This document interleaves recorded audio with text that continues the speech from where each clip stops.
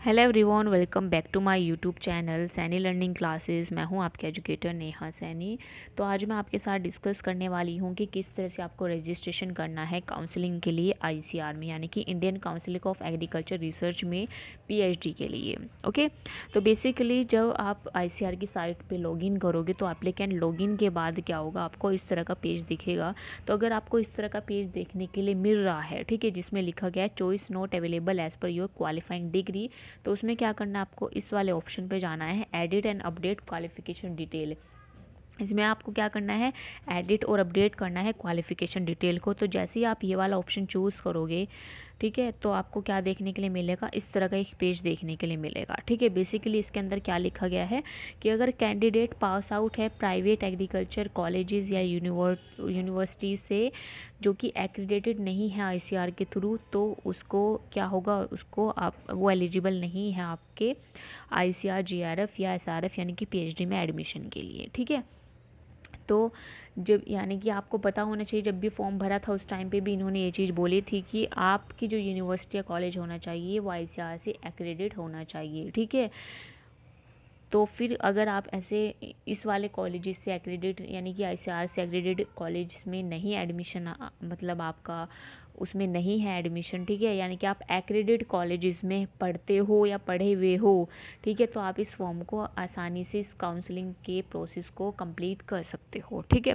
फिर इसके बाद ये डिक्लेरेशन एंड अंडरटेकिंग मांगेगा आपसे। इसमें कुछ आपको रूल्स दे रखे हैं या कुछ पॉइंट्स दे रखे हैं जिसमें आपको बस पहले पढ़ना है, फिर उसको टिक करना है। ठीक है, जैसे कि पहला ये है, I shall keep my login in credential that is login ID and password strictly confidential to avoid any misuse. ठीक है, ओके। इसके बाद इसी तरह से सेकंड रूल इसमें दे रखा है। तो इस तरह के छोटे छोटे रूल्स आपको देखने के लिए मिलेंगे जो कि आपको पढ़ के ओके करने हैं। ठीक है, फिर उसके बाद आएगा आपका लॉक करने का ऑप्शन, यानी कि आप ये लॉक कर रहे हो तो आप इस मतलब सबमिट करने का ऑप्शन, तो आप इसको सबमिट करोगे। तो जैसे ही आप इसको सबमिट करोगे तो ये यहाँ पे ओके करोगे तो ये क्या हो जाएगा, आपका सबमिट हो जाएगा। ठीक है, फिर ये पूछता है आपसे दोबारा से कि क्या आप इसे लॉक करना चाहते हो, जो भी आपने एग्ज़ाम क्वालिफाइंग एग्ज़ाम को जो भी अपडेट किया है, जो भी आपने डिक्लेरेशन फॉर्म भरा है, क्या आप उसको अपडेट करना चाहते हो, लॉक करना चाहते हो। ठीक है, तो यहाँ पे आप उसको लॉक कर सकते हो अगर आपने सही से इन सभी ऑप्शंस को अच्छे से देख के पढ़ा हुआ है।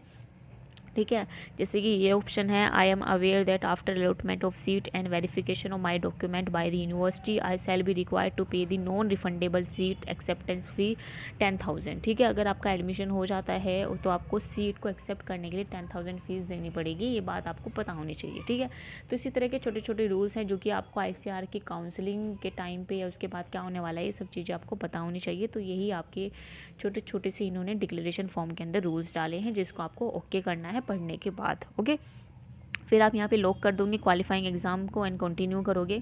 फिर उसके बाद आता है आपका इस तरह का पेज। ठीक है, तो अगर आप एग्रीकल्चर माइक्रोबायोलॉजी से हैं तो आप क्या करोगे, एग्रीकल्चर माइक्रोबायोलॉजी यहाँ पर फिल करोगे। ओके, यहाँ पे आप क्या करोगे, एग्रीकल्चर माइक्रोबायोलॉजी फिल करोगे।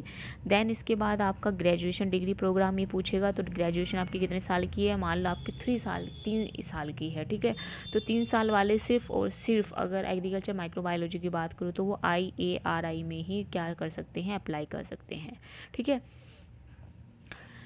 और सिलेक्ट मास्टर डिग्री, यहाँ पे आपको मास्टर डिग्री सिलेक्ट करनी है आपकी जिसमें भी मास्टर होगी।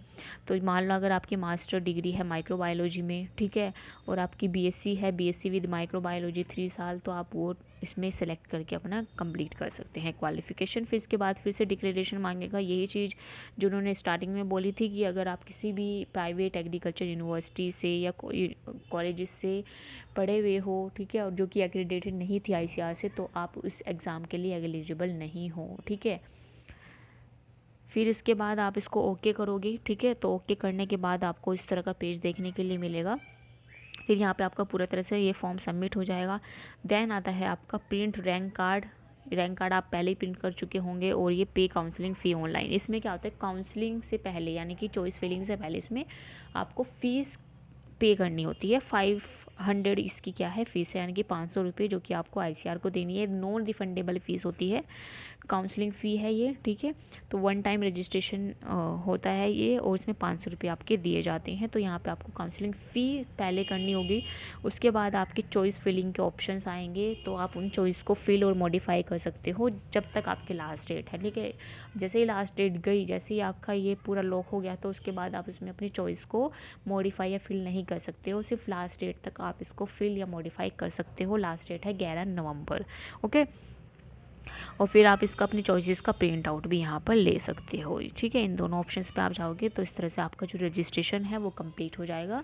आई होप आप सभी को ये सारे पॉइंट्स अच्छे से क्लियर हो गए होंगे। अगर पॉइंट्स क्लियर हुए हैं तो लाइक शेयर सब्सक्राइब ज़रूर कीजिए मेरे चैनल को फॉर मोर अपडेट्स। और भी अपडेट्स आपको मिलती रहेंगी रिलेटेड टू दिस एग्ज़ाम। और भी बहुत सारे वीडियोस मेरे चैनल पे पड़ी हुई हैं, ICMR से रिलेटेड पड़ी हुई हैं, CSIR गेट, ठीक है। और इसके साथ साथ BSc के कोर्स भी हैं, अगर आप देखना चाहते हैं तो आप देख सकते हैं। So bye bye everyone, thanks for joining. मिलते हैं नेक्स्ट क्लास में।